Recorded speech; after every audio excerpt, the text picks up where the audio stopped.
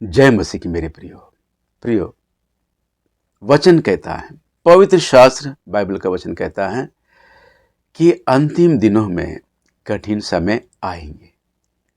आइए मैं आपके लिए वचन पढ़ता हूं। तीमुथियुस के नाम लिखी गई, प्रेरित पौलुस के द्वारा तीमुथियुस के नाम लिखी गई दूसरी पत्री, उसका 3 अध्याय, और मैं आपके लिए उसका पहला वचन पढ़ता हूं। कृपया आप अपनी बाइबल में ध्यान दीजिए। लिखा है तीमुथियुस के नाम लिखी गई उसकी दूसरी पत्री और 3 अध्याय पहले वचन में यूं लिखा है, पर यह स्मरण रख कि अंतिम दिनों में कठिन समय आएंगे। हाँ मेरे दोस्तों, पवित्र आत्मा परमेश्वर हमें याद दिलाते हैं, हमें स्मरण रखने की आदेश देते हैं कि अंतिम दिनों में कठिन समय आएंगे। अब प्रश्न उठता है, ये कठिन समय जो हमारे जीवन में आएंगे वो किस तरह के हैं? क्या आज जो मसीह कलीसियां सताई जा रही हैं, आज कलीसियां जो बुरी तरह सताई जा रही हैं, चर्च तोड़े जा रहे हैं, पास्टरों पर झूठा इल्जाम लगाकर उन्हें सजा दिलाई जा रही है और हमारे माता और बहनों का तो बुरा हाल है, क्या इन सब बातों को पवित्र आत्मा परमेश्वर हमें स्मरण दिलाते हैं?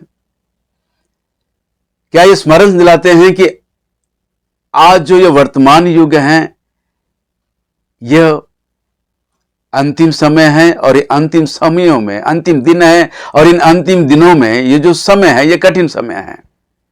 क्या इस विषय को याद दिलाते हैं दोस्तों?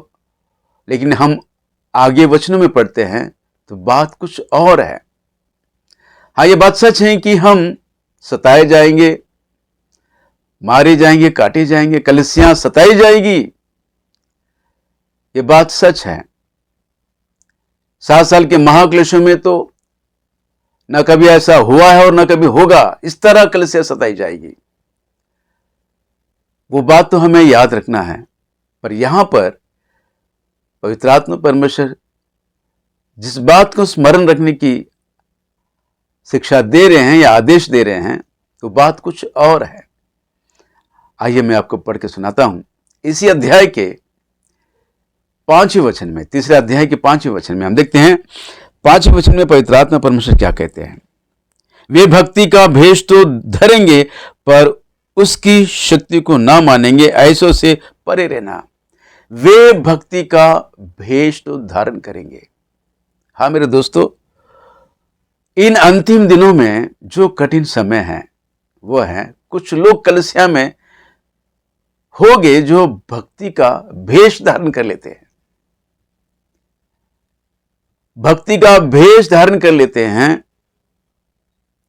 और परमेश्वर की शक्ति को पहचानते तो नहीं है, लेकिन क्या करते हैं, अपने पिता शैतान की इच्छा पूरी करते हैं। ऐसे लोगों को कैसे पहचाने? फिर ये बड़ी समस्या है। जो भेड़ के भेष में भेड़िया रहते हैं उनको कैसे पहचाने? जो भक्ति का भेष धारण कर लेते हैं उन्हें कैसे पहचाने? तो ऊपर के वचनों में, दूसरे वचन में हम देखते हैं उनके बारे में कुछ बातें कही गई, उनके बारे में लिस्ट दिया गया है। उनको कैसे पहचाने, यहां लिस्ट दिया गया है। क्योंकि मनुष्य स्वार्थी, लोभी, ढींगमार, अभिमानी, दूसरा वचन पढ़ रहा हूं, क्योंकि मनुष्य स्वार्थी, लोभी, ढींगमार, अभिमानी, निंदक, माता पिता की आज्ञा टालने वाले, कृतज्ञ, अपवित्र, दया रहित, क्षमा रहित, दोष लगाने वाले, असंयमी, कठोर, भले के बैरी, विश्वासघाती, ढीठ, घमंडी और परमेश्वर के नहीं वरन सुख विलास ही के चाहने वाले, ये सब भक्ति का भेष धारण करने वाले हैं। ये कलीसिया में होने वाले भेड़िए हैं। भेड़ के भेष में भेड़िए हैं, भक्ति का भेष तो धारण कर लेते हैं। दोस्तों, उनके विषय में जो लिस्ट लिखा गया है, दिया गया है, एक विषय को मैं बताना चाहता हूं, उनको किस तरह पहचाने। लिखा है कृतज्ञ यानी कि विश्वासघाती, एहसान फरामोश, कृतज्ञ अलग विषय है, कृतज्ञ अलग विषय है। कृतज्ञ यानी किसी के द्वारा मदद पाकर उसको याद रखने वाला, उसको कृतज्ञ कहते हैं, यानी कि एहसानमंद है वो। लेकिन कुछ लोग ऐसे होते हैं, औरों के द्वारा मदद पाकर उसे भूल जाते हैं, उसे विश्वासघाती कहते हैं, उसे कृतज्ञ कहते हैं।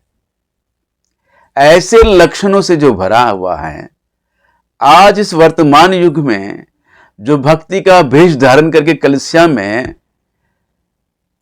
में जो काम कर रहा है, उसका नाम है MMMB, मूर्ख मंथन बैठक का ये जो प्रचारक है।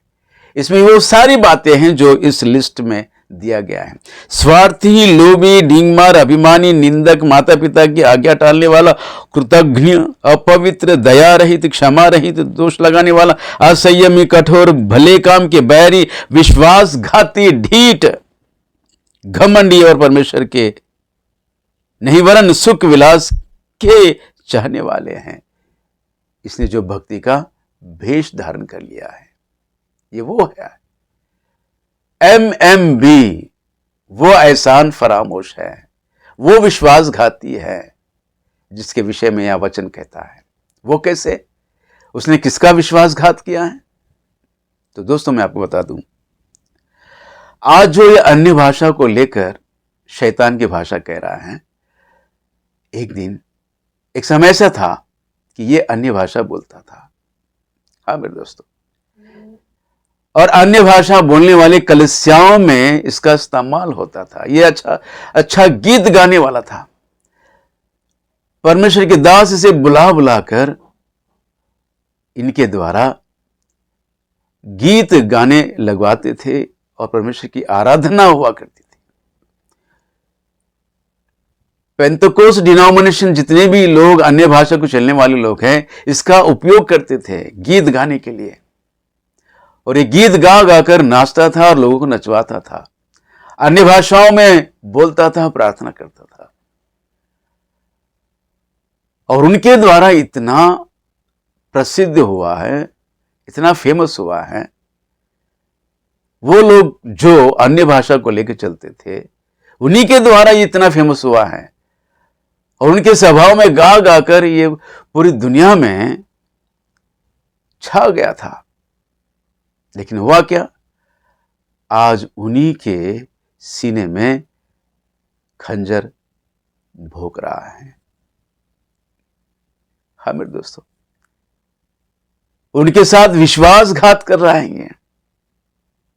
मैं MMB के इस प्रचारक से प्रश्न पूछता हूं, हाँ भाई, तुझे लगा कि ये अन्य भाषा शैतानी भाषा है, आज जो आराधना का नियम अपनाए गए हैं ये गलत हैं, क्या तूने कभी ऐसा किया है कि जिन लोगों ने तुझे बुला बुलाकर अपनी सभाओं में गीत गाने का अवसर दिया है, क्या उनसे कभी विचार विमर्श किया है?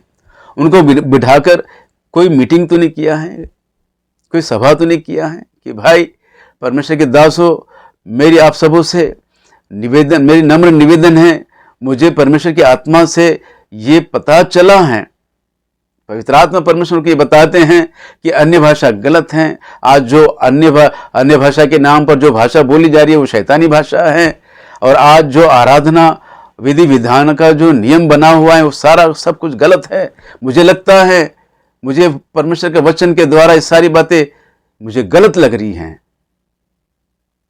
क्या तूने उन परमेश्वर के दासों से कभी विचार विमर्श किया है जिन लोगों ने तुझे परमेश्वर के सभाओं में इस्तेमाल किया है, जिन लोगों ने तुझे इतना फेमस किया है? क्या कभी उनसे बातचीत की है तूने? नहीं ना। तो तुझे क्या कहें, तुझे क्या कहें? विश्वासघाती है। दोस्तों वचन कहता है कि ऐसों से परे रहे, दूर रहे, ऐसों से दूर रहे। ये वो विश्वासघाती है जिसके विषय में परमेश्वर का वचन कहता है ये कृतज्ञ हैं, ये एहसान फरामोश हैं, जिनके द्वारा ये फेमस हुआ है, आज उन्हीं को गलत कह रहा है। जबकि वचन कहता है अन्य भाषा तो भेद की भाषा है। वो भेद की भाषा, वो वरदान की भाषा सबको नहीं मिलती है। और वचन कहता है कि वो भेद की भाषा में जब कभी एक भक्त बातें करता है तो परमेश्वर से सीधे बातें करता है। वो भेद की भाषा कोई मनुष्य समझ नहीं पाता, सुनने वाला नहीं समझ पाता, क्योंकि वो भेद की भाषा है। और आज ये मूर्ख मंथन बैठक का ये जो प्रचारक है, ये जो शैतान का एजेंट है, अपने पिता शैतान की इच्छा पूरी करने में लगा हुआ है और कहता है कि ये भेद की भाषा शैतान की भाषा है। दोस्तों, ऐसे झूठे प्रचारकों से बचे रहिए। ये वो प्रचारक हैं जो भक्ति का भेष धारण कर लेते हैं।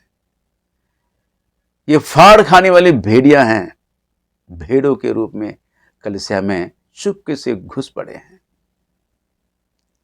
फिर एक बार मेरे प्रियो, आप सबों से नम्र निवेदन है, मूर्ख मंथन बैठक MMMB के शिक्षा से बचे रहिए। जितने लोग इसे सुनते हैं, आप सबों से मेरा नम्र निवेदन है, इस मूर्ख मंथन बैठक से और इसकी शिक्षा से बचे रहिए। इसे अनसब्सक्राइब कर लीजिए, इसको सुनना बंद कर दीजिए, तो तुम और तुम्हारा घराना बहुतायत की आशीषों से भरपूर हो जाएगा। हाँ मेरे दोस्तों, फिर एक बार आप सब लोगों से निवेदन है कि इस वीडियो को औरों तक पहुंचाइए। मेरे इस संदेश में कुछ गलत हैं तो अपने कमेंट बॉक्स में लिखकर भेजिए, मैं अपनी गलतियों को सुधारने की कोशिश करूंगा। जय मसीह की, प्रेज द लॉर्ड। आमीन आमीन आमीन।